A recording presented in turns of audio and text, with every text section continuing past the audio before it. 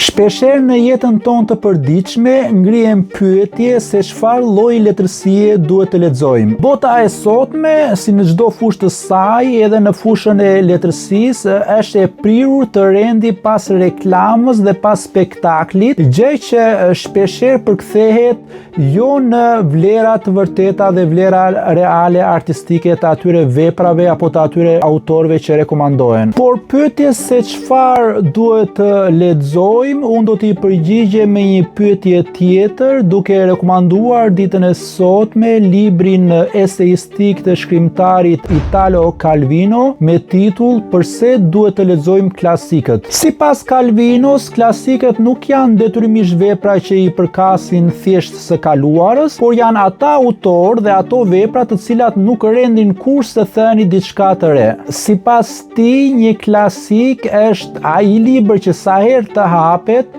nuk rrë së ndërhyri në të tashmen e lexuesit. Janë libra që na arrinj duke mbajtur mbi vete gjurmët e leximeve të panumërta që kanë kaluar mbi ta, shkruan Calvino, duke theksuar se çdo lexim i ri është edhe një ballafaqim me historinë kulturore që libri mbart. Calvino paralajmëron për rrezikun e harresës së thellësisë. Ai vëren se klasikët shërbejnë si kundërpesh ndaj tiranisë së momentit, duke i dhënë lexuesit distancën e nevojshme për të menduar, jo vetëm për të reaguar. Leximi i klasikëve është një mënyrë për të mos u lënë të robëruar nga zhurma e së tashmes, sugjeron ai.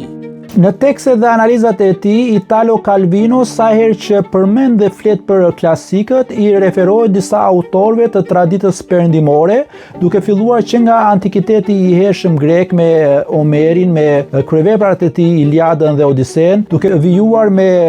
Mesjetën, me Dante Alighirin dhe me komedinë hyjnore, duke vazhduar mëtej me Shakespearein dhe me kryeveprat e tij mjaft të njohura, por duke mos lënë pas edhe Cervantesin me kryeveprën e tij Don Quixoti i Manches. E duke vijuar me Goethen dhe sidomos me veprën e tij më të rëndësishme Fausti, e duke vijuar mëtej me Tolstoin dhe Dostojevskin, të cilët duke shohin njeriu thjesht si histori sipas Calvinos, por e shohin si problem dhe si analizë duke trajtuar nga aspekti dhe nga analiza morale dhe psikologjike. Calvino edhe kur flet për lehtësinë moderne në fakt të shekullit të 20, i referohet asaj si letërsi klasike, duke përmendur autorë të tillë si James Joyce, Franz Kafka apo edhe Albert Camus apo Marcel Prousti, të cilët autorë sipas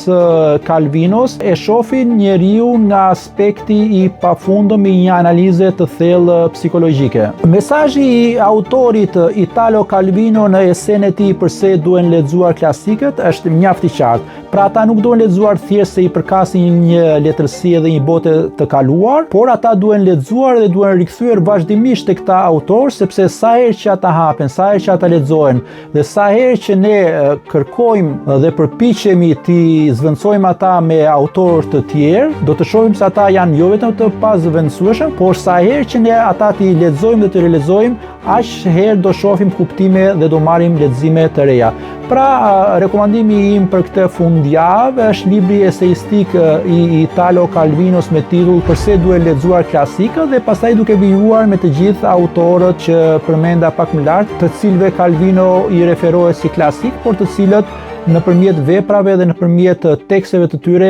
japin botës një shumësi interpretimesh, por sigurisht i japin dhe lexuesit një kënaqësi të pafundme estetike, e cila e ndihmon atë për të përjetuar jo veprat që lexon, por edhe për t'ia ndryshuar pse jo edhe jetën dhe përditshmërinë e tij.